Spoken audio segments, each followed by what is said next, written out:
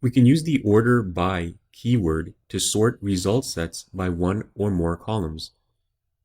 We can see in this example that not specifying the order method, the output is automatically sorted by ID in ascending order by default.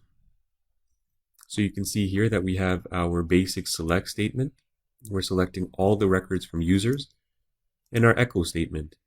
And we're going to be outputting the ID, first name, and last name. So this is the default sort method.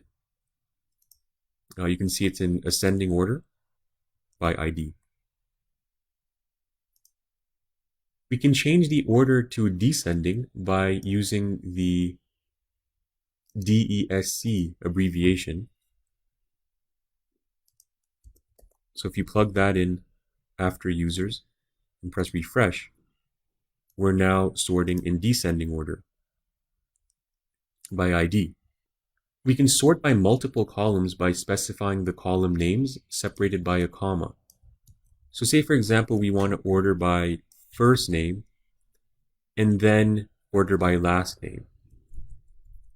So if you add these two column names in your SQL statement, save the page and press refresh, we're now sorting by first name, and you can see that the second sorting is by last name.